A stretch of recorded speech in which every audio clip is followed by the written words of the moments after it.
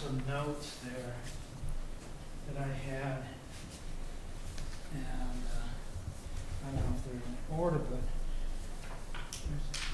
we're kind of relying on you, Ken and Joe, to tell us the lay of the land, Sure. as well as, that's mine, actually, a couple things about our grants, the grant and how it works. And those are, and I just got in just a couple, just a couple few questions. Sure. But first, obviously, no one's here to talk, to give public comment. And do we have any minutes at all? Because not much has been happening, so I'm not. No, I took a few line item notes last time, but I didn't get them out. Okay, no worries, no worries at all. Because I think there are only a couple of us right now. Yeah, I do want to have something available for the select board. So, if you get a chance to type just the 3 sentences, whatever. Yep, We'll I call will. it good. Yeah. And also, so Ken and Jill, it's Ken and Jill. Is that okay, good. I'll space out on that.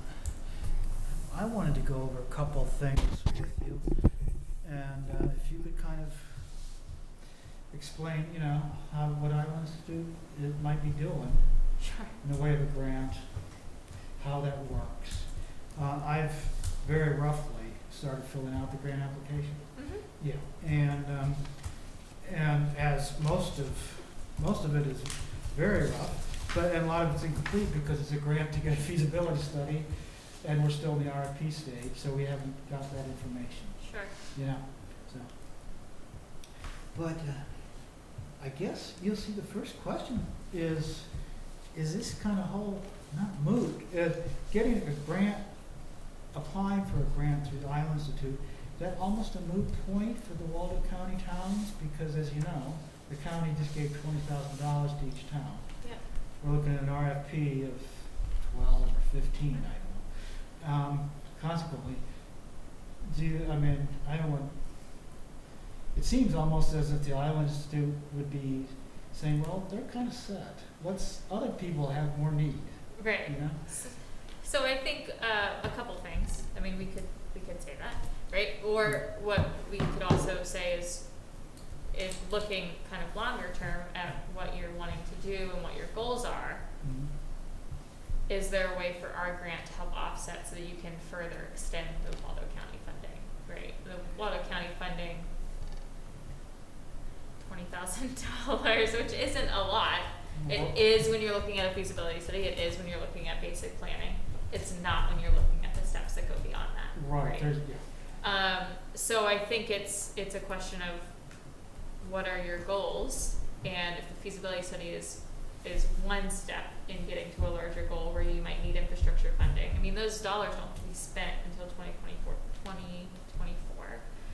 is my understanding. So as long as they didn't say it had to just be planning only, and ARPA allows for infrastructure investment, then it's fairly easy for us to say you can stretch that money a little bit further with a grant. And it wouldn't hurt for us, for the town of Lincolnville, to be able to say, hey, Island Institute gave us or granted us. Yeah, and it doesn't mean you need to Because it- come in for our full 15. I mean, we can Yeah. do whatever size grant up to that Mhm. with matching funds, and so it just allows a town. I mean, money is hard to come by, especially Sure, yeah, infrastructure yeah. money, which is the Okay. second part. There's a lot of planning funds for broadband, Yeah. a lot of planning funds for broadband, because that's what we've been able to do is plan, because there hasn't been the infrastructure dollars. Yeah. So. Yeah. Okay. So I didn't know if Waldo County, like I said, would be off the table.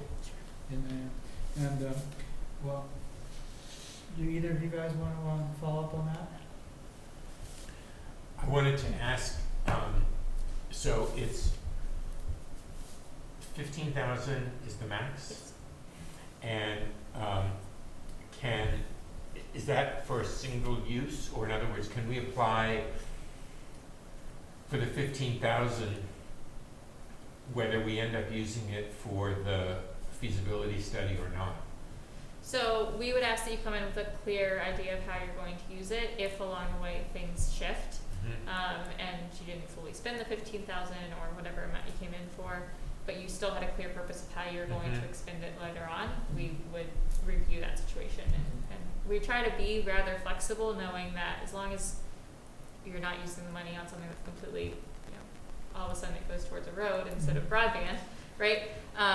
As long as it's towards moving you forward towards your broadband goals, we're pretty flexible about that. But we would just appreciate a conversation and seeing what some of those steps would be. Is 15K roughly the given figure for a feasibility study?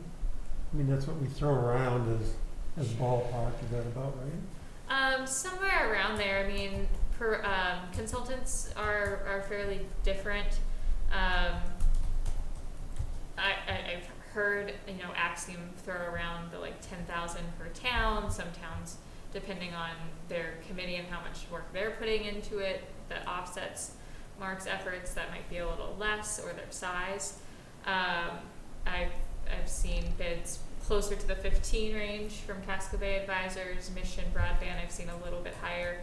Each consultant comes in with a little bit different of a product. Yeah. Mostly all using some of the same platforms and software and data, but just the product's a little bit different. You know, Brian, Casco Bay Advisors, they drive pull, and do some on the ground work, whereas Axiom does a lot more of the community side, and ensuring the like outward push of broadband and the feasibility study and the understanding on the community side of what that looks like. So a lot of the outcomes are similar. It's just the approach and cost figure. And those are probably the three most predominant consultants in broadband currently. Okay. Well, I wanted to ask, you know, I'm wondering, this kind of gets into the current state of Lincolnville broadband, but if Lincolnville is even grant worthy in the sense that we look so darn good on the Connect Main maps, we're nothing but blue type of thing, you know. Yep. And it's more a matter of, it's not, no, I don't want to characterize it, say it's not always the case that everyone has an opportunity to get to, but it just costs a lot of money to get there. It's you know, the affordability is just very difficult. Sure. Because of lengths, you know, with where we are. And so anyway, in your opinion, does Lincolnville just look too well off in terms of coverage? I mean, so and I think this is going to probably tie into your third question a little bit. I think that it's still worth having a conversation around what a feasibility would do for you, right? yeah. If you're looking for what the most affordable pathway for it is, it probably does loop in your question 3 of should you be having conversations with LCI on affordability and 100% coverage for your community. You should. Yeah. I mean, I just had this conversation with Northport. They should be talking to GWI. That should. It's hard when you get kind of pushed into a choice based on an incumbent provider, but it's definitely a path you need to go down, because if there's a way for you to use your feasibility study to move forward conversations, to show that that's a more affordable solution or that's not a more affordable solution, in the long run. I mean, you'd have to look 20 years out, right, at customer cost. We just kind of did this on Swans Island, comparing 2 RFP bids. One was about double the upfront capital cost, but 20 years out, because the tier rates were so different, the consumer was paying more than that upfront capital cost in 20 years. So it's those kind of things that you'd have to balance, because you do have a lot of fiber here, and you have an incumbent provider that is providing fiber. And I definitely understand the other side of this conversation and why it's not as affordable for consumers, and we can get to that conversation as well. But yeah, I mean, I think it's still grant worthy. I think it's positioning for us, it's ensuring that you're looking at a feasibility study not for the sake of we want municipal fiber regardless of anything. It's we want universal access that's equitable and affordable to everyone in this community. If that is LCI, fine. And if that is something else, fine. But you need to do the work to figure that out. And it's going to have to look past the capital cost up front. Because the capital cost is going to be different. But the 20, 30-year lifetime cost to the town, to the subscribers, and if it's municipally owned and there's a revenue return, that's where things start to look a little bit different and change. But the feasibility study is a necessary prerequisite for that in any case, right? In order to compare two potential alternatives. Yeah, you would need to have a feasibility study. I mean, communities have done their own early on before there was this kind of very succinct planning feasibility grant. I think there was, communities that were able to do as much legwork as possible to move stuff forward, but we've come quite a bit in broadband. So I think on the planning side, yes, grant worthy. On the infrastructure side, I can't tell you what the main connectivity authority will decide around unserved areas, and they are going to have to deal with the affordability issue. And if that gets into the underserved definition, which I know Connect Maine Authority is starting to talk about revising, because it's a term we try not to use here because it's based on census block, which just doesn't work for Maine or anywhere. I beg to differ anywhere, but I think for infrastructure grants, it's going to be less in the hands of Connect Maine Authority funding and more in the Connectivity Authority. Their statute, it just allows them to be a little more flexible and look at some of these other issues. I mean, they are set up to address broadband. Connect Maine Authority was set up to address cellular service and has had to shift to broadband. And I think what's going for you here is addressing affordability and addressing equitable need. And you don't have a lot of competition here either that provides, they're starting to have those conversations of, are you served if you only have one provider, right? It depends on what the provider gives you, but I do think that it's worth continuing to have the conversation and not just saying, pack it up. There's fiber here, so we're done. Right? Some of the aggregate figures you see about, are we, like what was I looking at? That in Lincolnville we apparently have 14 providers.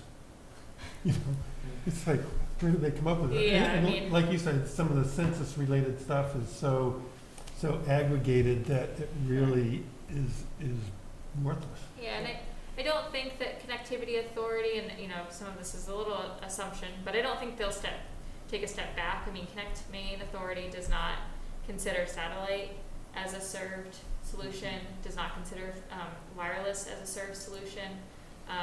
So some of that, you have 14 providers. Well, if you include HughesNet and Red Zone and and Starlink for the few here that have it, then you start to add those on. But when it comes to funding, those aren't considered providers of service. I would say that Connectivity Authority will further that along, but I think they'll have to get into addressing affordability and competitive rates in a competitive market. Okay.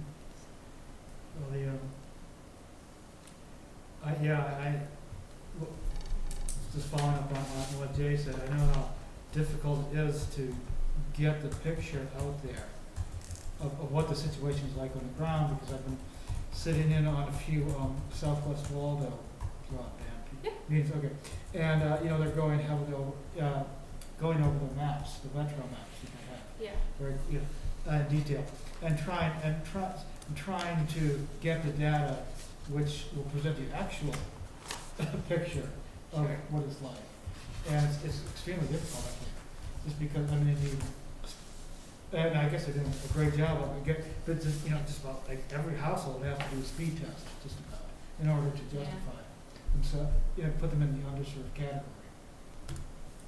It's one thing that Lincolnville, we haven't done at all. Yeah, We haven't done a speed test push, you know. yeah, I think I just saw an email, I think it's Denmark, it might be Hebron, I think it's Denmark. They just put up some signs, some large signs on the roads. Yeah, yes, yeah. And, you know, kind of made a broadband, they directed them to a Denmark broadband site that then directed them to Midcoast, Maine Broadband Coalition. I see. But they made something that was very simple to read on your drive, and yeah, put those up around town, and they tripled their speed tests in a week. So Okay. that's the first town in Maine that's done that, and we have partners in Wisconsin and Michigan who have sent they've worked with superintendents and principals to send home just a little Okay. postcard with students Yeah. to get them to take a speed test at Uh-huh. home. So I see, yeah. different opportunities there, Sure. but Yeah, well, yeah, that's something that, yeah, I'm just finding out how pivotal it is, important it is to have those done. yeah. Yeah, I first, it's, I think it's a gimmick, but, I mean, okay. So, I guess, do you mind if you know, you stay on the spot, and you just kinda give us the you know, the 30,000 foot view on what the situation is in broadband. How are towns like ourselves going to be able to access funds to expand? Sure. I mean, the one thing about ARPA funds that is a step in a different direction is that it's been left kind of, Peggy likes to say squishy, but it's been left squishy enough that you can use it to cover some served areas if you're trying to get to unserved areas, knowing that in some towns it's just like Swiss cheese, right? Like they are Okay. just spots that are served and the remainder is not. So when you're looking to just overhaul everything and do fiber, the ability to, you know, connect through served areas, and that way you're not ending up with the reverse. Everyone who's unserved does now have fiber, and everyone who what used to be served is left with cable that probably now will not get upgraded because there's no reason for expansion. Yeah. The hope is that there will be a stronger change with funding like the American Rescue Plan funds, like the NTIA funds that are kind of up in the air right now, and the Build Back Better funds, that we'll start to see some of those changes across federal funding. I mean, USDA funding is very difficult, and it puts so much red tape and restrictions on that funding that can make it really hard, even for fully unserved areas, to administer that funding. So I think there is this shift, particularly around no longer just doing short Band-Aid fixes, right? For a long time, federal fundings especially, and some state funding, it was just these short-term fixes, get them up to 10.1, get them up to 25.3, and move on, and then 5-10 years later you have to come back because now they're unserved and their infrastructure is aged or oversaturated. So there's a much bigger push around just really putting the technology in that's needed, and sometimes that's a complex solution. It could involve a little bit of wireless and fiber. In some of our more rural areas, it's just too costly to take fiber to every home down a dirt road near a lake or on the coast. Sure. You know, I think that with Maine, there's definitely a push in this administration to, same thing, to just address broadband now, leverage state funding, leverage federal funding, and some local dollars. There will be a push with the Connectivity Authority about what the state can do. So the Connectivity Authority will be able to do grants, loans, financing, and invest their own funds for their own infrastructure. So the potential for the state to own middle mile, which reduces the cost for towns, but also creates a revenue return for them. So there's more of a source of income back into the state that they could then turn around and put into communities again, instead of continually having to come for bond funds. I would say jury's still out on affordability. The federal government, with the emergency broadband benefit, it's the first time they put a number to what affordable was, and it was $50. In some recent funding, it became $30. So it's the first time we've seen a number, and when it comes to broadband at that level. The state still hasn't set what affordable means, and we know it's not just the monthly subscription rate. There are other things around affordability that need to be addressed. But we also know that a lot of providers' affordability programs are not actually accessible to those who need it most, for a variety of reasons. Affordability is definitely, so for communities like yours that are in ILEC, and I'll speak beyond just Tidewater, Lincolnville Telecom. I mean, this is true for a lot of ILEC providers who have interned. I'm sorry, what kind of play? Oh man, you're gonna make Well, I'm me sorry, my you acronym. ILEC. Okay, yeah. Yeah. So they're your telephone provider, right? So this Yeah. is their incumbent telephone area. Okay. I have a colleague that can rattle this acronym off, and I Okay, just well, can't. I didn't even know the acronym, but we're talking about incumbent. Sure, yes, but particularly it's the incumbent telephone provider, Okay. right? So that's the issue here. It's the issue in Appleton, Hope Union, where I live as well, is that extra charge for the telephone, Yeah. right? Only ILECs can do that, Okay. and it's because of a loophole. So one thing that I'm interested in knowing from you all is, it's one thing if I wanted to push on something, it's a lot stronger for multiple towns to come together and push on the same thing, across multiple provider areas. So that forced fee, that forced telephone service, plus the additional service fees, you don't have to have it, right? But no one has audited, no one's asked the PUC or the state to audit the main service fund to even identify if there's still a need for it, for telephone. Could it be expanded to internet? I mean, there are other options. It probably hasn't been audited in 13 to 15 years. This is something we're talking about as a team. This is kind of like the pee under my mattress. And so we've talked to Bremen.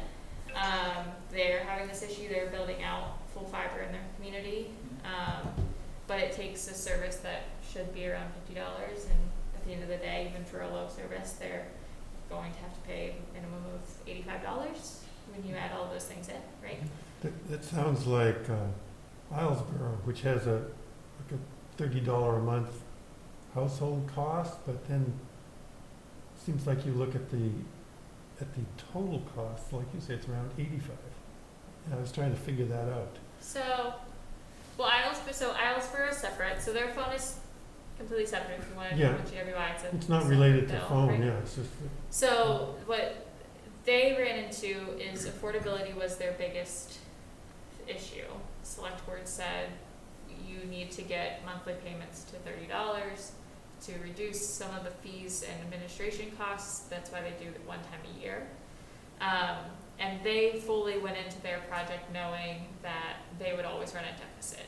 They're about a 90% take rate right now.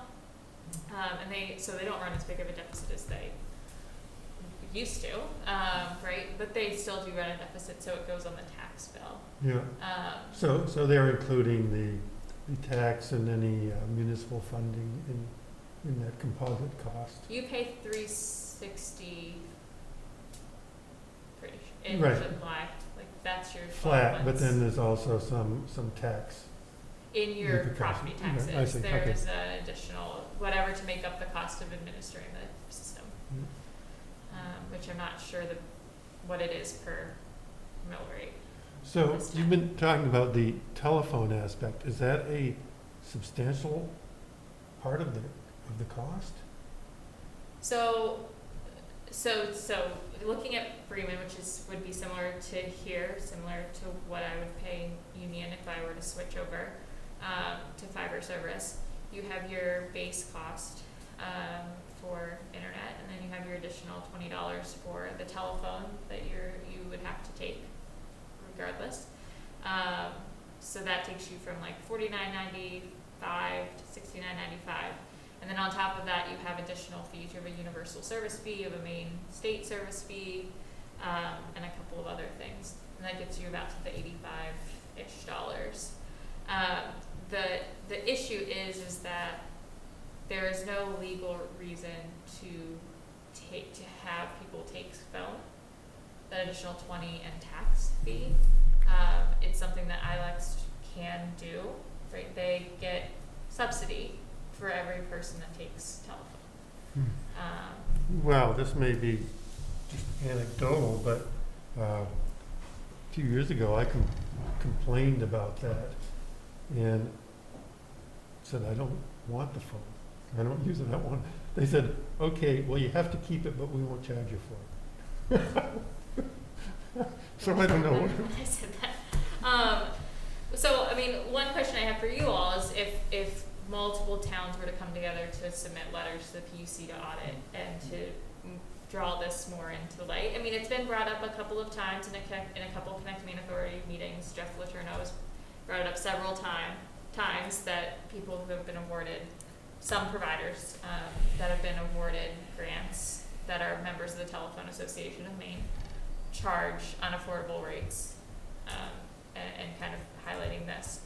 And I'm sorry, it sounds as if you're saying that there'd be a much better chance of getting it into the PUC if a number of towns banded together. Yes. And is there a movement afoot to that, or is that something, it would be a good idea if Lincolnville were to start? So we've been talking with the Bremen Broadband Committee and a lawyer there who's used to do some telecommunications. He was a telecommunications lawyer in DC for a long time. Okay. And yeah, just to understand what it is, why it's happening, because as we move forward, I like LCI, they're a partner. I like some other ILEC providers as well. I mean, I have to because they work in a lot of our communities. But I think this is a really hard issue that people don't always understand until they get to their bill. Until they see their bill, And then it after the becomes third time, it's right. their frogs in the soup. And at this point, it's not just about connecting people to any service anymore. It's about connecting them to a sustainable a service that's going to grow with them as a user and making it affordable. And this is the affordable piece, right? Yeah. I don't feel comfortable supporting communities down a path where I know that a good portion of their community won't even be able to get the service they've worked so hard to bring in when the cost is an issue, right? And it's not just, people who are in the low income bracket. I'm not in the low income bracket. I could not pay $85 a month. We're a 2-income household, middle management at a good nonprofit. Like, we still could not do that. And so, the conversation has already started. But, I knew I was going to be here. And so I just thought I'd bring that forward, knowing that if you were to continue down a path, if the path led you to working with LCI, the affordability issue would come up. I mean, the affordability issue is going to come up in any solution you choose. I mean, the town's going to want to, residents are not going to want to pay $100 for base service. Right. People would love to pay $40 or less. Yeah. And that's where a lot of communities are trying to get to. And that's sometimes where the tax base comes in. When you know that they want, if your community sets affordability as a standard, then that's where sometimes taxes come into play to offset the cost. So is there, get into like a letter to the PUC Sure. regarding that? Is there anything drafted? Is there a model letter, or is there an association being formed in the works, that type Sure. of thing? We haven't drafted a letter yet. Who would I reach out to, I guess, to see what's going on? Me. Okay. At this point, so myself and a couple members on our team. I'm a 4-person team, by the way. It's not just me. We've talked to Bremen. That was just a couple of weeks ago. I'm now talking to you. I'm going to reach out to Hope Appleton and Union. as well as some communities that are in other ILECs as well, TDS territory, CCI territory. What's the etc. acronym you're using again? ILEC? ILEC. I can Google I'll it. tell you. There you go. Thank you. I'll tell you. I never get the I right. And you mentioned also the telephone association, the main Incumbent local exchange carrier. Thank you. Okay. Okay, all right, Stephen. Incumbent local exchange carrier. So it's when you're a telephone carrier, right? So for you all, your ILEC is Lincolnville Telecom, right? Right. Tidewater Telecom is also an ILEC. Same company. LCI is not. LCI is not a telephone company. So those are two telephone subsidiaries that within their area, so when you're an ILEC, you are the provider of last resort, which is where they kind of get this ability to make people take telephone, get a subsidy, because if someone called them up and said, we want telephone, they have to get them telephone. Okay. On this question of the PUC thing, which is very interesting, which I hadn't thought about or heard about before, as you well know, we do have, the Midcoast Internet Consortium, which is about 12 towns, and including mine and yours. And Union doesn't know I live there yet. oh, okay.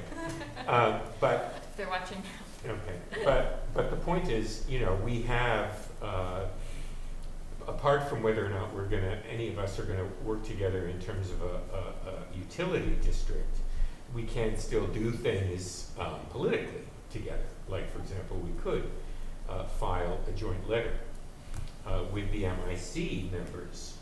I'm one of the Lincolnville members to the MIC, and even though we won't probably be part of the Midcoast Internet Development Corporation, the MIDC, which is, as you well know, much smaller, there are 12 towns, I think now it's actually more, that are part of MIC.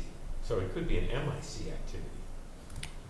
It could be. I mean, what's hard is that it doesn't affect most of those towns. This really only affects those that have a provider of last resort that is not a consolidated is different, which I believe is the provider of last resort in most of the communities. So we're just looking at communities where this is an issue. Hope, Appleton, Lincolnville, Union, those are all Yes. MIC towns. I don't know about South Thomaston or Owl's Head. Warren is in TDS territory, then we get into Bremen, Bristol, potentially South Bristol, some of Damerscott. So we get a little further into Lincoln County. And then there's also some Unitel territory Yes. that is in some Wattle County. Right. And further, and then more TDS territory. Some of our islands run into this issue with the island telecom. So, yeah, I mean, the purpose is that it would be the towns who actively have the issue. Right. Who would have standing. Stepping forward. And understanding that there's hopefully a little bit of power in numbers and in shared stories and shared experiences. And for the most part, a lot of these communities have been talking about broadband, right? They're actively trying to do something to address connectivity and affordability. And approaching it this way instead of, just tearing down a local provider, instead of, Sure. I mean, I think that would get their attention better than a couple of quotes here and there in a paper that they can easily ignore. I think this would, go beyond and get higher management attention as well. And I mean, it's something that in general, there's not a lot of things left in policy that, we're digging into. Whole process is getting there. Funding, statutes, rulemaking are all getting there for us. And so for the Institute, this is like just this weird, archaic issue that no one is paying attention to. And it's, it's actively affecting a lot of the communities that we work with. So, Well, ballpark, I mean, what kind of subsidies are the ILACs Yeah. receiving, I mean, percentage-wise, it's substantial, enough that they take notice. It's enough, yeah. I mean, this, if it were to be opened up, I definitely foresee a letter from the lawyer for the Telephone Association to me. But, I mean, I think at the end of the day, it's, like, when I look at some of our island communities where this is an issue, providers make a lot of money off of serving island communities, off of serving rural communities, because of the subsidies that they get, particularly to be the telephone provider of last resort. And that money does not go back into increasing the infrastructure on those in those communities, and they're not able to do something about it themselves. They don't have their own money to do that. So, yeah, so we'd heard about it a little bit there. We didn't completely understand it a few years ago. Now that we're getting into things a little bit further, especially with providers that also get some state funding, I think it's just coming up consistently enough throughout, particularly the Midcoast area, but even down into the Lincoln County and into the Saginaw County area. Okay. So I don't really understand this. So there's an end user charge for this phone, but the ILECs also get a subsidy from the state for providing the service? Yeah, so the additional fee goes to ensure that the subsidy, the fund, stays there, right? So that you pay for your telephone service, and then you pay a fee that goes into the service fund to ensure that there's always a pot of money. And the state gives money to it as well. Some providers also get some federal funding from the FCC. So there's multiple sources just to ensure that everyone gets telephone.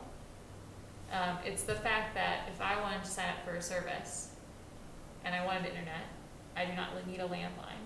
I shouldn't have to pay an additional $28, $9, $30 for a service I'll never use. But in 1956 or 73. Right, it's an artifact from the Universal Telephone Service days. It made sense. It made sense. Which makes sense. Yeah. But it also makes sense that the phone companies don't want to lose Right. that top-up. I'm not sure to what extent they can use that money, or it has to stay parked in a fund. I mean, whether it appears on their balance sheet, for instance, whether it provides them any financial benefit, or are they segregated funds? Well, we would find out in an audit. I mean, that's the purpose. I mean, it's not even that, I don't know if I would want the main service fund to go away. I would potentially want people to be able to opt, like you could if you were talking to Spectrum, Of course. or LCI, or Axiom, or GWI, you opt into telephone, right? My in-laws, they will always have a landline. Of course. Maybe there's a day that I will want a landline. It's not today. So just like everyone else who is not in an ILAC territory, you should be able to opt in to the service at that fine cost.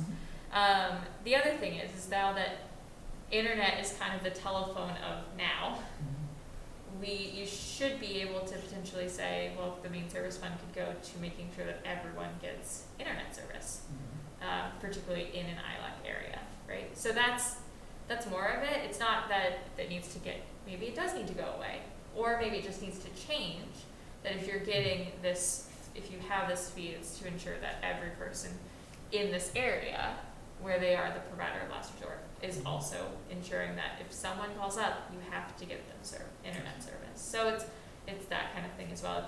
It would be similar to a franchise agreement. If you call up and you need cable service and you check all the boxes in a franchise agreement, you get it. So it's just kind of similar to that.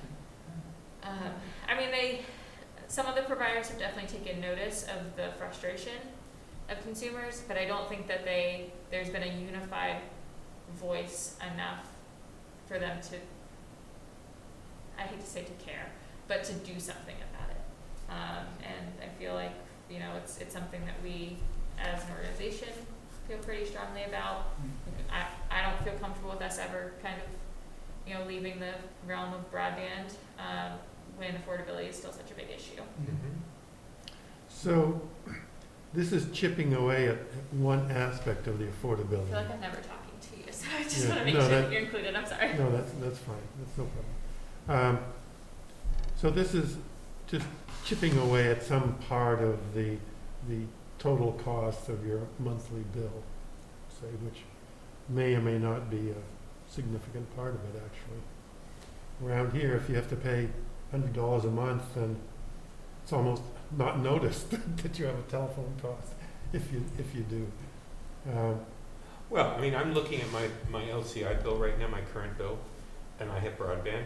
So my base rate is $89 for my 100 meg service, on top of which I pay $15.95 for a telephone service, which I don't have.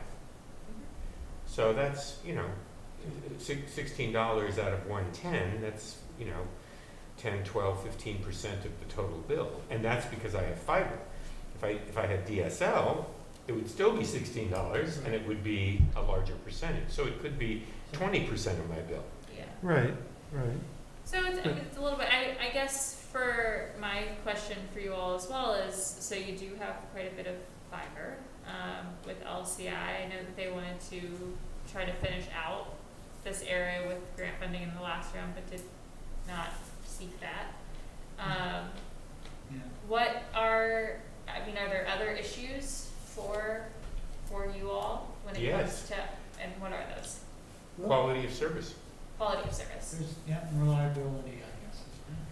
You know, we don't know this, and we'll know more when we get our feasibility study and the technical aspects of it, but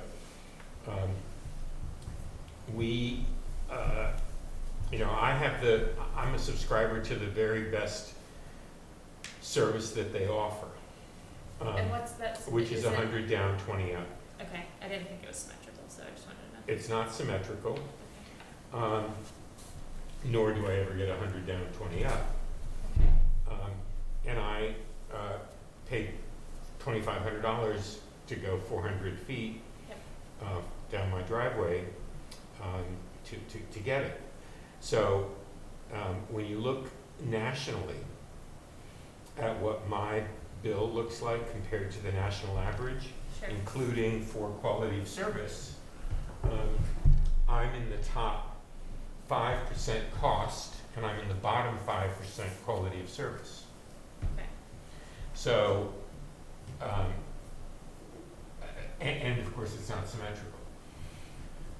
And I run a business, professional services business from home, you know, and I'm an academic and Yep. teach and run Zoom classes. Yep. So I'm an example of somebody who's getting the best that there is Sure. available from my one and only monopoly provider. I'm not getting what I'm paying for, and it's very, very expensive. And so by those definitions, I would consider myself underserved, not unserved, but underserved. And I think you will find in our town that will be true for a lot of people, because the rates are, you know, universal across the town, so that the fact that they're among the highest in the country, that obviously applies to everyone. So we're paying top dollar in this town for what certainly would be at best characterized as bottom quartile quality of service. If we were paying top dollar for the top quartile of service, then it would be a shorter conversation, even if it were still a monopoly. Yeah. But that's really the problem. So when Mike, you know, talks about the unique situation we have of, you know, looking good on a map, Very different. we do look good on a map, but the things that I just described don't show up on the map. And that is what we are, you know, struggling with, which, as you well know, is entirely different than many neighboring communities, much less those further afield, which is one of the reasons why, at least in my own personal opinion, it will be difficult for us to band together with any or many other towns. Because they don't want us. Because A, you know, we are what I call slightly radioactive. And B, because we, and this is true, you know, and this has nothing to do with LCI, this has to do with the nature of how infrastructure, internet infrastructure evolved. But you know, neighboring towns, Camden, you know, the 5 towns, for instance, that collaborate for the transfer station, that collaborate for the school, Right. which would be the most obvious thing because we already have these 2 major historic successful areas of collaboration. In this area, we look completely different from each other. The 5 towns that are that collaborate in those 2 other things I just mentioned, you know, all contribute equally to the transfer station and to the high school, which is in one location that serves all of these towns. Internet is entirely different. Internet serves every house and business in every town. And so the geography makes a big difference, and Camden and Lincolnville look nothing like each other. Right. So that's the reason and the same is true with when we look even to our closest neighbors, Northport and Searsmont. Right. Again, we look very different. So the politics are less important than the facts of what the wire on the ground or on the pole looks like. And that's why we have this unique,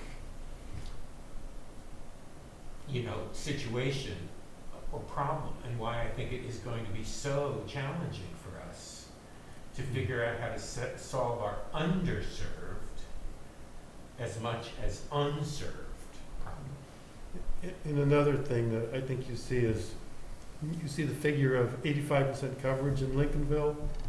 That might be along the road, but I do not believe that's to the home at all. No, it's not at all. It's not. No, it's just So- publicly accessible main road. So it's out on the main road, and for $2,500, you too can have a hookup. No, an example is where I live on the Quarry Road. It's almost a quarter mile from Route 52. And Quarry Road has 3 buildings on it, 4 Yep. and dead ends into the woods. And but nevertheless, on the Connect Main maps, we're bright blue. Though there's no fiber running down there at all, and it's going to cost, if I wanted fiber, it would cost me a quarter mile's worth of, you know, installation Sure. fees. You know, it's that, I think there's, So there's room Probably. to challenge that. Oh, yeah. You know, I think, like, even if you're not seeking grant funding, you have the ability to challenge there will be a new unserved window of opportunity coming up before the next grant round. You have the ability to challenge the SOL maps, because those SOL maps are entirely based on provider information. We know that providers don't know where they serve half the time. So it gives the town the ability to challenge, and then it gives the provider the ability to counter challenge, and then, you know, based on some other data that's available, speed tests are one of those data points. The Connect Main Authority can accept the town or accept the challenge. So, well, do you mind getting, how would that work, and when was that window open? it will be open. Didn't open this Connect Main meeting. The next Connect Main meeting is the September 29th. If they really want a November grant round, that would be the next meeting to open it at. The reason they're reopening it was open in the spring. The reason they're reopening it is because of the designation changes to broadband, right? So the maps had to be updated to 5010, to 100/100. Okay. So they are going to have to reopen. There's a memo, I can send it when I get home, but there's a memo on the Connect Main Authority website that actually in open access here, I can send it before I leave. But there's a memo from June that just kind of outlines, you know, that you need to submit KMZ files and kind of what they're looking for. There is the opportunity to see what some other towns did in the last round, but it gave St. George the ability to challenge over 200 addresses. Those then became the addresses that they were able to seek grant funding for. It gave Swans Island the ability to challenge pretty much their entire island, and that they would be able to seek grant grant funding for, right? So that challenge opportunity basically allows the communities to make action of all the things that we always hear. It says that we have service, but we can't possibly have service and all those things. And then that becomes the new data that makes it possible to seek grants. Does the island, do they have any, or, I'm wondering how would we go about making those? So ideally, we'd have the Okay. results of the survey and we'd know exactly what we have. Well, I don't know what information that they would accept, are they?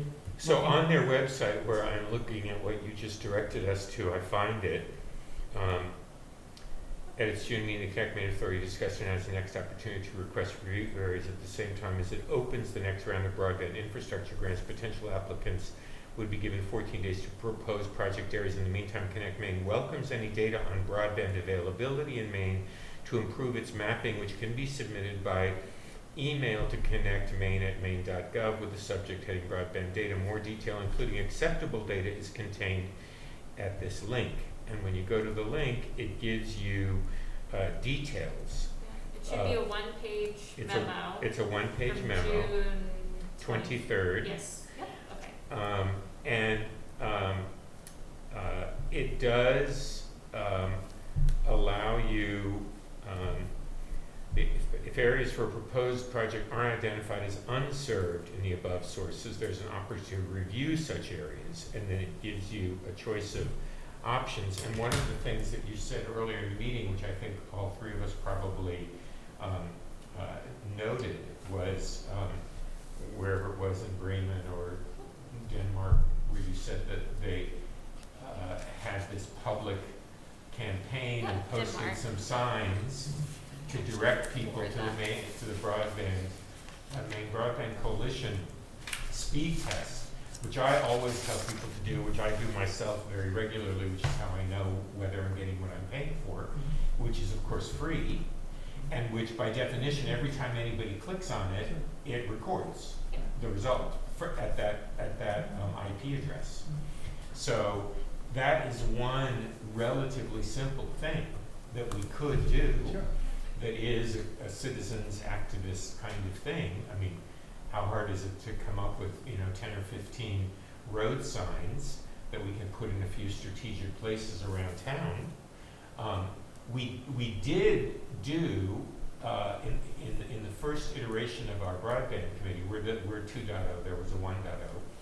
In the 1.0, we did do a community survey, for which we had a pretty good response rate, around 410, I think, responses.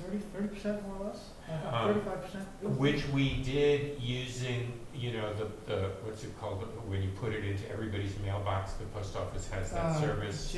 Every delivery, PDP, I think it's called. every address. And we also sent notes home with kids at our school. So we had a pretty good outreach to town members. What we're talking about here in the mapping exercise is different. Yeah. We could use some of the same techniques, of course, plus we could add some street signs. But that would be another way, and what I like about that is it's totally non-subjective. It's not asking people, do you like your internet service provider? It's, here is what the data transmission rate was at the moment in time that you clicked on measure. And without the user doing anything, as I understand it, Kendra Jo, it goes into the database and is, you can analyze it. So maybe that's a good thing to do, maybe in conjunction with this PUC. I mean, those are two things I'm coming away from this conversation with. Yeah, so, and the speed test is one, I mean, and I did just forward to everyone and some other people that was included on your, one of your emails. It is Denmark, so I just forwarded that email. Oh, great. And, they put kind of what is there. Okay. But yeah, they did denmarktest.org, and then it links to the Maine Broadband Coalition website. Right. So they ordered 20 18 by 24 bright yellow double-sided plastic signs with wire stands. Cost them about $320, and they put them up around town. Okay, what I want to ask is, does the challenge that the MCA is allowing, is that different than just doing a speed test now? Yes. It sounds as if it is. Yeah. Okay. So one thing that some communities have been able to do with the speed test is it points them in the direction of places to look, Okay. right? And then they either use some of the speed test data that's there. They might go and walk the street and just see what infrastructure is in place. They might make some phone calls and say, what do you have? Gotcha. Okay. What can you get? I mean, when it comes to the current standards, if you're not getting fiber or spectrum or cable, you're unserved. I mean, there's Sure. very few DSL. I mean, it's just not an option for DSL. Right. Not in Maine, at least. Yeah. So I think, for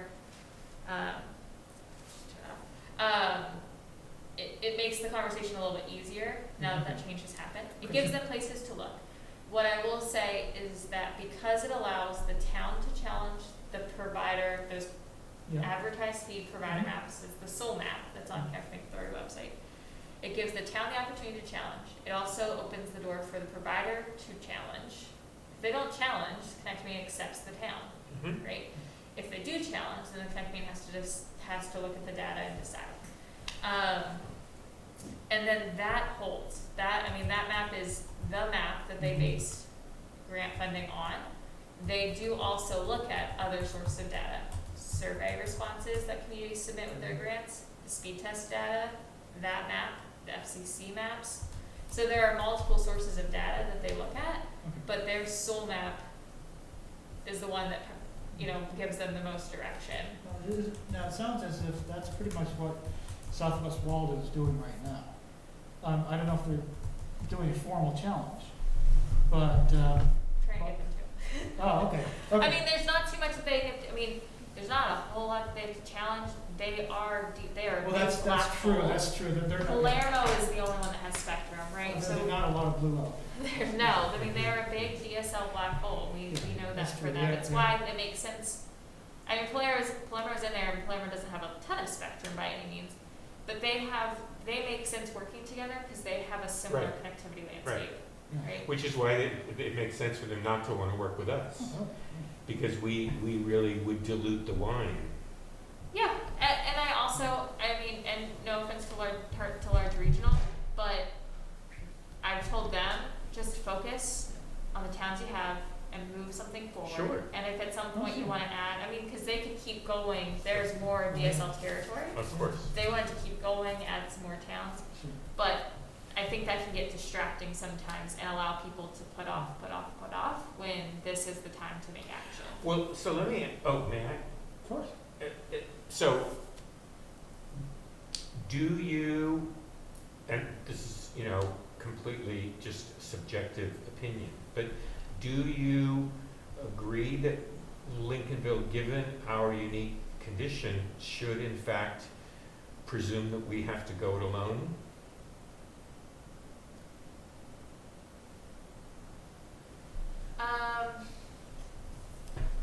Doesn't make sense for you to go with Camden. Doesn't make sense for you to go with Northport. Sorry, that's what I told Northport a couple weeks ago. Well, that's fine. To be fully transparent, and Southwest Waldo. Southwest Waldo, it doesn't make sense. They're focused. They're I think they're on a mission. Hope Appleton Union. That makes a little bit more sense, but again, it doesn't make sense for some other reasons.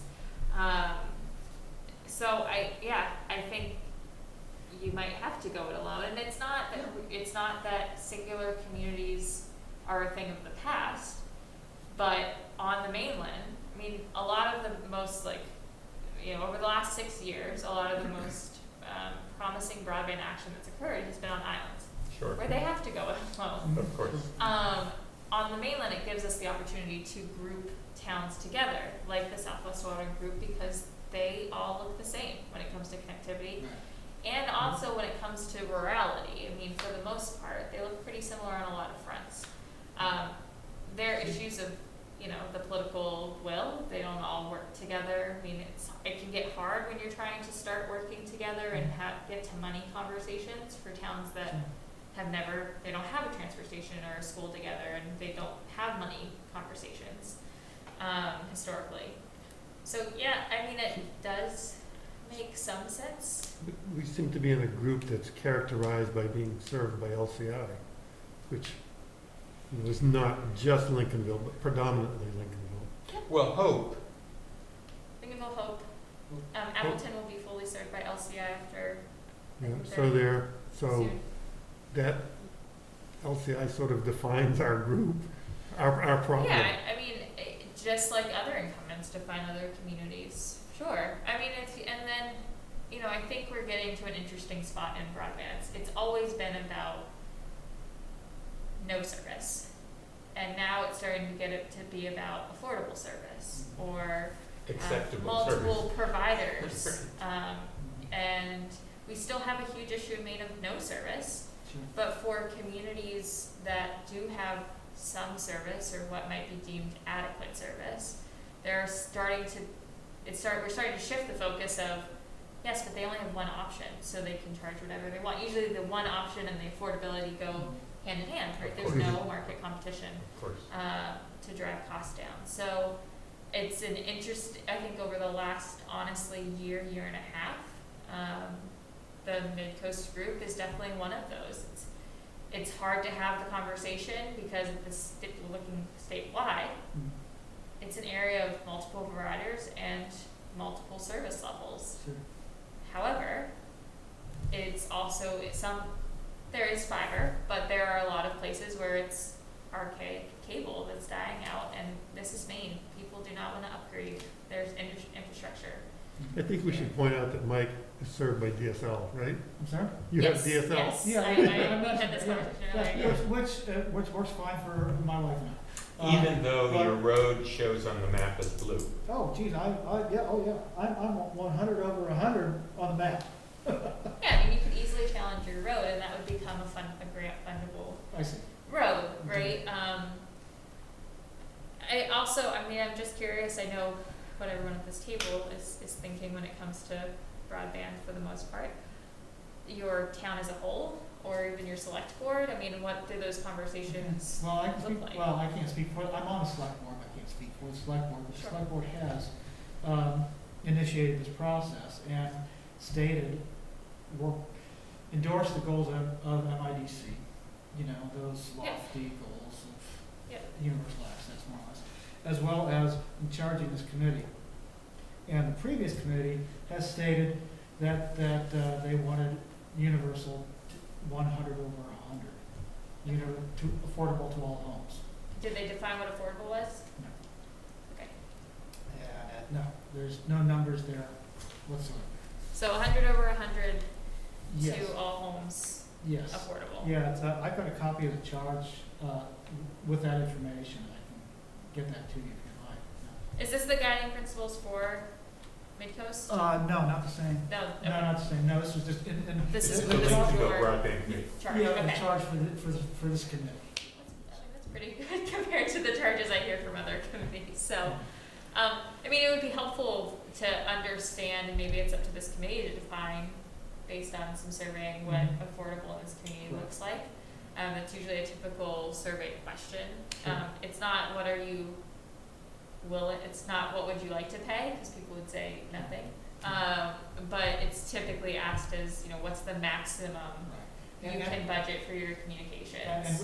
And the last committee, the survey that we did does ask that Yep. question, pretty much in the same words. Do you have kind of a rough area that this community feels I honestly comfortable? can't remember, do either of you? It's typically in like the 40 to 60. Yeah, Right, I right. think something Range. like that. Sure. I can't. So, this is kind of an aside, but how much does the broadband speed affect the affordability? I mean, if we're saying 100 over 100, well, if you have the cable there, is that different than saying 50 over 50? I So mean, is does 50 over 50 cheaper somehow than 100 over 100 if you have to run the cable there anyway? Sure. Over fiber, it's not it doesn't really cost anything different to, to change speeds. I think that's where, when you look at the Islesboro model, it's why everybody gets a gigabit for this cost. I mean, they didn't want to get into, well, if you think you need more, you pay more kind of issue. So no, I mean, there's also I think it depends on the solution that you're going with. I mean, if it's with a provider, then if it's with a provider that owns the infrastructure, then they set that. If you were to own your own municipal infrastructure, then you set it in a similar way, but I think you're able to curb some of the costs because you set it to pay back the debt that you have, right? So when we look at Southport, who's going to go for a full municipally owned infrastructure, they set their tier rates, one, to be competitive and or lower than Spectrum, which is the incumbent in their community. Spectrum covers about 85 to 90% of their town, but refuses to cover the remainder. And they play with the numbers enough to say, based on what we think people would take service, this allows us to pay back the debt, pay back their cost per year, and then depending on take rate, they can start to see a return on revenue in years 3 or 5, depending on if it's 30% or 50% like that. So it gets more into the financial modeling piece of and weighting your goals. So it's not a plumbing issue as much as just it's about pay. profit, right? It's about profit, Right. and for towns, it's you don't have to see it as a profit opportunity. Some towns do see municipally owned as a profit opportunity, but if your goal is to just pay back your debt over 20 years, then you're able to work with the numbers and the take rate enough to bring some of those costs down. Yeah. Well, it sounds as if, on the feasibility study that we do, we definitely have to have that 20-year projection.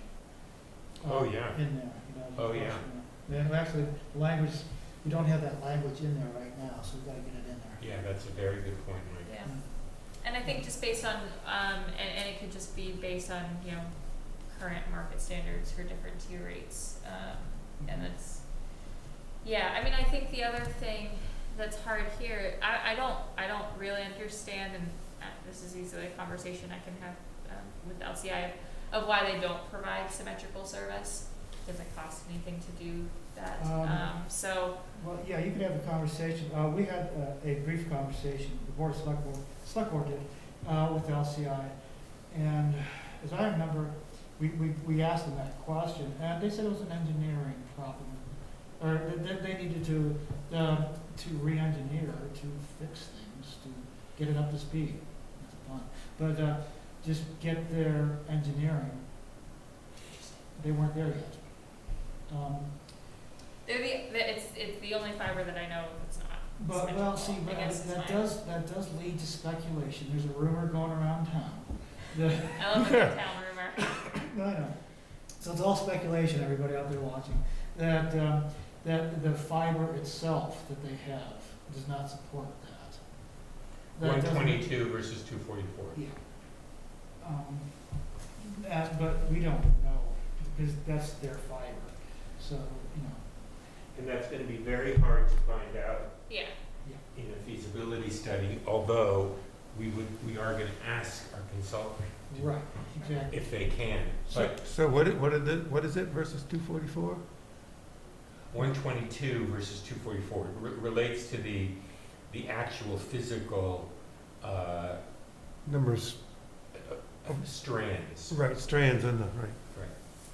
And I don't know enough about the technology to know if that is a legitimate explanation for a difference in upload and download. I will find out that for you. Because I don't 'Cause either, but I can talk to an engineer. Yeah, I mean, that it is very puzzling to me Sure. why it isn't symmetrical. And I, as a customer, specifically asked, is it available symmetrically? What would be the cost? Do you even offer it? Could I get it? Yeah.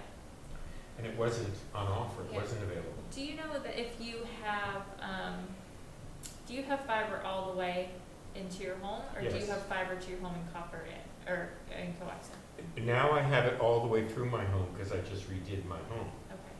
so it's throughout my home. Okay. Now I do have Wi-Fi. Oh, yeah, no, absolutely. Yeah. Sometimes what we see with some providers, just not even just in Maine, is that it's fiber to the outside of your home, and then the infrastructure in your home is not fiber. It might be copper. Mostly because of, there used to be a fear of putting fiber in someone's home and that they would break the fiber.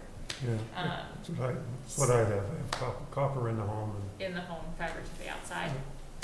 Okay, which can be a quality issue, right? Copper degrades. But I still don't know that that would affect upload versus download. That would affect the whole thing. It would, yes, it would affect the whole thing, and it would, especially over time, right? It would degrade. It would affect the outside of your home. You'd get what you're paying for. The inside of your home, you're not, right? We see that with coax. You know, people push back on speed tests because they say the purest way to actually test the speed is to go to the outside of your home because of the inside infrastructure. But speed tests are That's subjective. asking too much of people. Sure. Yeah, that's why we ask people to take mini speed tests. Right. Can I ask one more question at the risk of keeping you too long? And I don't want to do that because you work hard and you should be able to go home. Yes. I also can talk about broadband for hours. Forever. Well, yeah, but you have to drive back to Union. Just among us nerds It's the here. county line. What I also milk? do Yeah, sea you level gotta- rise stuff, so if you've got sea level rise issues, I'm here, no. So my question relates to the actual legislation. And when I talk about legislation, I mean specifically the ARP. Sure. I haven't studied it thoroughly, but my question is there any sort of preference for municipal broadband solutions, publicly owned, in terms of how the money is deployed? And I understand that there will be instructions from the, I guess it's the NTIA, or The Treasury the Treasury, is our, yeah. about how the money is to be spent when it gets to the state, county, town. But I just was wondering if you know if this issue is addressed, because my sense is that municipal solutions do not have any sort of preference or leg up in the legislation itself. Yeah, I would say that that changes with every federal agency. NTIA is a preference to municipally owned. FCC is not. USDA allows municipally owned, but the way that those grants are written and administered will always be geared to large providers in Midwest America. They are not made for me. Like, this is not the rural USDA is talking about. Treasury, ARPA funds, there's not a preference. I would say there's not a preference. There's not hardship against municipal, but I would also just add that federal funding goes across the entire United States. So I think one of the reasons why the Treasury has left it a bit squishy and it's still intramural is because what Lincolnville can do in Maine is different than what Presque Isle can do in Maine, is different than what somewhere in Alaska, somewhere in West Virginia, somewhere in New York City can do, right? Those are all very different areas with very different issues. So I would also just acknowledge that it's still intramural. It was supposed to be full roll months and months ago, right? It was supposed to be firm roll. I heard today from our policy officer that they're opening so it was that ARPA was available for metropolitan areas to go in and submit their DUNS number, SAM account, and potentially get access to their funding. I was told that as of yesterday, they opened it for non-metropolitan areas. It was supposed to be, I thought it was September 3rd, but maybe September 1st. Yeah, so, and that there's 60 days. I would say a lot of the communities I work with don't know that. I know MMA is trying to send some stuff out. Sure.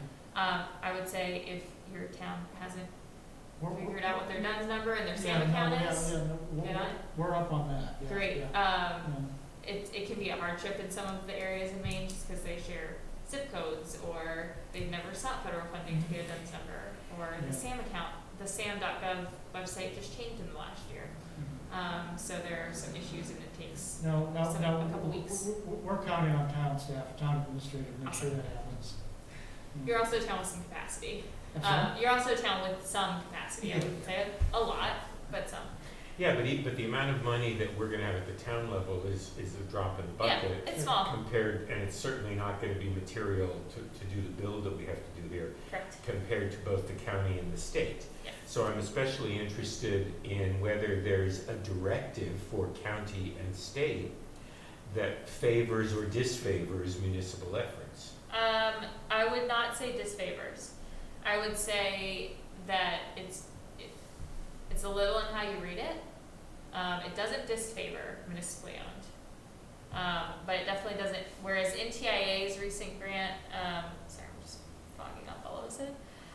Whereas NTIA's recent grant application for some of their COVID relief money specifically called out this preference to municipally owned. Okay. ARPA funds do not specifically call out a preference to municipally owned. But it also doesn't put barriers in the way of a municipally owned, like some of the USDA funding or the FCC funding does. I would also just say that we Connect Maine Authority has been in place for a while. We can assume with pretty good accuracy where Connect Maine leans, right? They lean in favor of communities. Their statute does not, which is why premise density is the highest weighted score. But the remainder, and Peggy Schaefer, if you see this, you know you are biased, is biased towards communities, right? I mean, we've worked hard as an organization to get the state to recognize community-driven models. And But seeing that as MCA a will have solution. much more money than Connect Maine, so The ARPA funds are gonna go to MCA. MCA. of So course. and it's a different board, it's a different makeup, it's very different statute, and the role that they make will be different. So there's not a lot of assumptions that we can make about that. And yeah, I know that Maine Broadband Coalition is trying to be an actively engaged partner with Maine Connectivity Authority, and we all strongly believe in the role that communities play, even when they're just doing a private-public partnership. But there's financial gain when communities are actively involved in their broadband solution. So we will see. And that's probably not the answer you wanted to hear, but we don't know what the Maine Connectivity Authority will put in place. And do you have any sense of the time? I'm very confused about the timetable for the big dollars that are going to go to MCA. The state funding can't be released to MCA. So there's the 129 Mhm. that is ARPA. Then there's 21 million that was earmarked for broadband from the state, from Governor Mills. And then there's the 300 million from the recent infrastructure plan. Mhm. 300 million, I'd say forget about it until at least next year at this Right. point. Right. The 21 can't be released until October. That's also the money that's gonna pay for their president, pay for their structuring, things like that. So that can't happen until October. The ARPA funds, they should have access to just like metropolitan areas. But it might be that they won't release them until they do a bucket of release in October, November. I mean, but that doesn't mean that Maine Connectivity Authority will be in a place to open a grant, right? I think they're gonna wanna open something. They're currently in the process of hiring a president. They're currently in interviews with candidates, over the next few weeks to a month. That person needs to be confirmed by the legislature. That doesn't happen until October, November. So any grant round that's gonna happen with Maine Connectivity Authority, you're not gonna see until after that. The remainder of the bond funding for Connect Maine, hopefully that grant round will be open in November, December with a rollout in late winter, early spring. So that's kind of our money timeline. I would say that the Connectivity Authority will be pressured to roll out some form of a grant round within their president's first 6 to 8 months. I mean, they were stood up to make a big splash, right? And they're gonna have a lot of money to do so with it. Was the How board they chair do named it- already? What is it? Was the board chair named already? I thought that was I- Tom Sherwood. Tim Tim Schneider. Tim Schneider, Tom. But I don't know if that's official. Oh, I'm sorry. Yeah, I don't know if he's officially the board chair or if that's, we just all assume that he's the board chair. I can find that out fairly quickly. So kind of, I was tuned into part of that, I'm sorry, but it That's okay. sounds as if you speculated that if MCA is giving out any money, it might happen 7 months from now, more or less. Yeah, I So- mean, I would look so- to yeah. spring, summer of next year. Okay. I mean, I think people probably, both Connectivity Authority, Connect Maine Authority Board and Broadband Partners, I think we wanted something this year, Yeah. but we also wanted round 2 of bond funding to be I see. done by now. But, yeah, I think they're just, Okay, I hate to say sooner and it not be for another 6 months, so sure. I'd say, middle of next year. Yeah, okay. And again, I think it also depends on, are they gonna do grant? They have the ability to do grant, loan, their own investments. So their first big thing could be that they invest their own money in Middle Mile. I see. We don't know. Okay. We also don't know if they will just take what the Connect Maine Authority has done and implement it, tweak it and implement it, or if they will build their own, grant process. Okay. Will Connect Maine still exist? That's a good question that everyone wants to know. I thought it was somehow being subsumed by. Yeah, I mean, there's talk that it would be subsumed, that it would continue with more of the community side, and they would connect, the Connectivity Authority would start with some of the,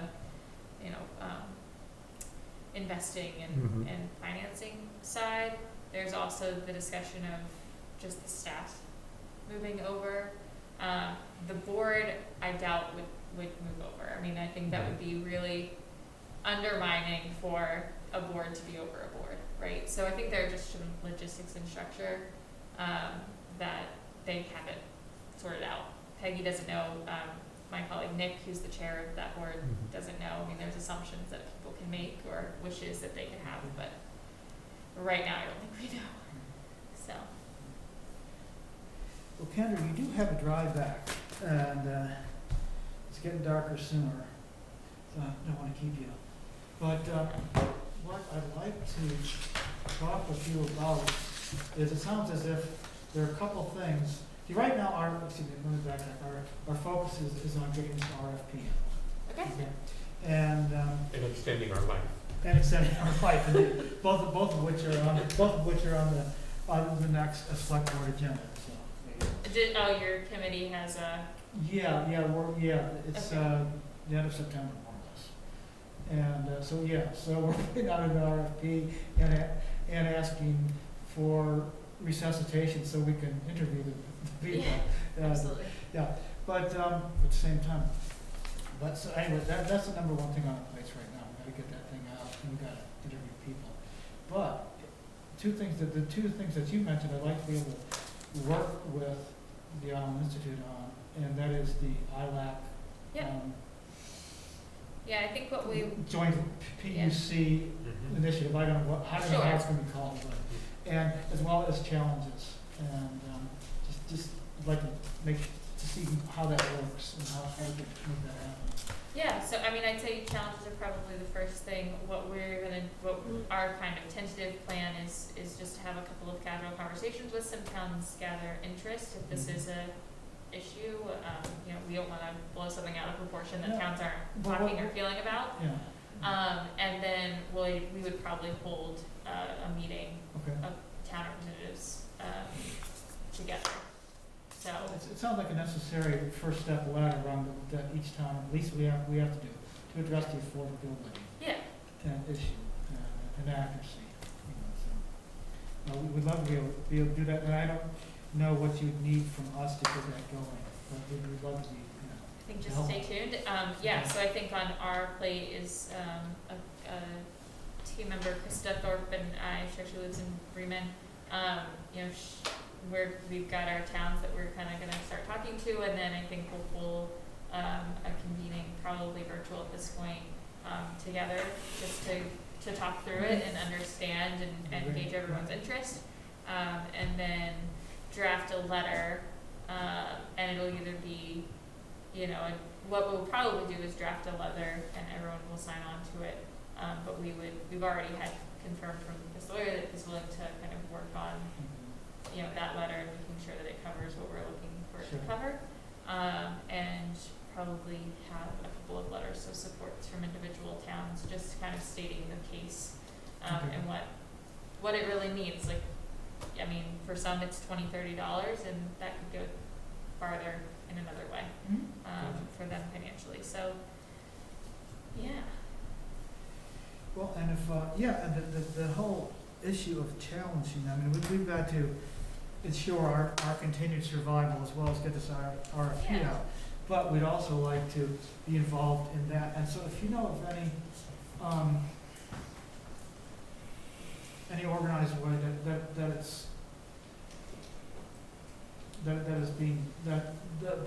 data is being collected, you know, on top, in addition to signs, let us know if you could. Yeah. As, I can reach out to the gentleman in St. George. He probably had the best submission last time around, and I can just see if he'd be interested in talking with you all.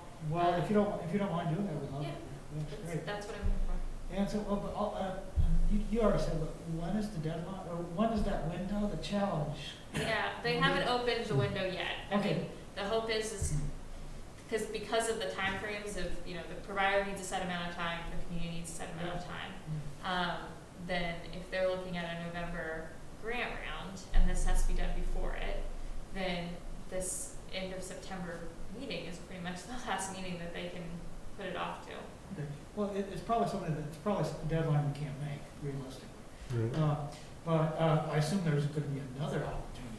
Potentially, but I think it's worth looking at the window and, Yeah, you know, yeah. based on what information might be it, you know, even if you just submit your road, which, you Yeah. know, Okay. you know, that's a step in one direction, so. Getting this on record probably goes a long way. And even if you aren't going after the grant in November, it helps to just, because it doesn't mean that you can't challenge in another window, right? So it's just taking the opportunities as they come up. Gotcha. We can also do like did with the Facebook and the Lincolnville News Group and put a tickler out, say if you haven't done a speed test lately, Yeah. hop on it and do it. Mhm. Yeah, I mean, I don't know that the ordinary person, you know, they take it once, I don't know that they understand the value of taking it multiple times. Gotcha. Okay. Well, we are meeting with the Lincolnville Business Group next week, or and so that'll be one of the things we'll talk about. Is try to use them, Great. to get that out there. Well, Candy, thanks so much for coming by. Yeah. Appreciate it. No Yeah. problem. Yeah. Yeah, it was very nice to meet you. Yeah. Yeah. Well, I'm here, I mean, and our team's here, so if you ever need, just email if you have a question, or, you know, we're happy to. Has your new president started yet? He has. we just had a 10-day email update, so he's been here for about 10, 11 days. We had a change, our recent, we just hired a new president. Our last one left back in about April. Okay. He was steering the ship for, I think, like 13 or 15 years, so, yeah. So who's your new president? His name is Tony Chatwin. He's worked for TNC. He used to work for NOAA as well. And so, yeah, he just started. He's currently based in Maryland. He's trying to get up here. It sounds like he'll be up here for the month of September and a little of October, and then he has a winter rental for the off season. So that he's able to actually look at homes. But this is the housing market is interesting right now, so I think he was realizing it's too hard to do from Maryland. Yeah. So he and his wife will be moving up here. Could be new Rockwood residents, because I imagine you would all love to get back to, or maybe not. Maybe I think we've gotten to a point with our building.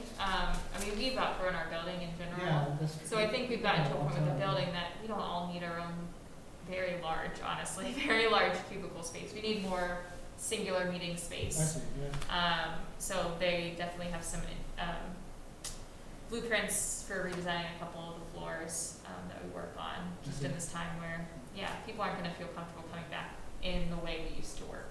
And we used to shove about 60 people in a room smaller than this for all staff day, and that's just not going to happen.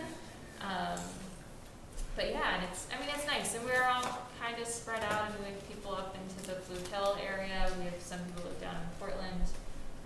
We used to have a staff member that lived up in Old Town. So, there is a flexibility. We've always had a little bit of a flexibility, but it's nice. That's good. Well, thanks for coming in. Yeah, Appreciate thank you it. very much. Thank you all. You'll probably be hearing from us about those two things, as well as eventually we're going to be asking you guys for some money. Okay. Well, we're here. We'll probably try to do it in a more politic way than that, but that's what we'll be doing. I've definitely gotten a call just saying, like, can you give us money? So I appreciate you going through this path. That's great. And I forwarded you hopefully everyone the email on the Denmark Broadband and just the signs that they made. And you were able to find that challenge memo. So if you don't mind pointing people in that direction, that's helpful. And if you could just put me in touch with the St. George person. Yeah, I'll reach out to John and see his availability, and we'll go from there. Well, great. Well, Kendra, thank you so much. That's good. All right. Well, have a good evening. I really appreciate you too. having me. I love sitting up at the table. Usually I don't get to do that. Well, see, I'm often behind the podium. Well, if you pursue your political career, then you can do these things. You don't want to be a selectman. Oh, God. I know. Good for you. But actually, the law has changed, and you won't be a selectman anymore. You will be a member of the select board. A member of the staff. Yeah, I'm because, okay with being called man. Pardon? I'm okay with being called man. Yeah, no, but I think that's the state statute is going away. Yeah. That's all right. I'm just fascinated by it. I'm not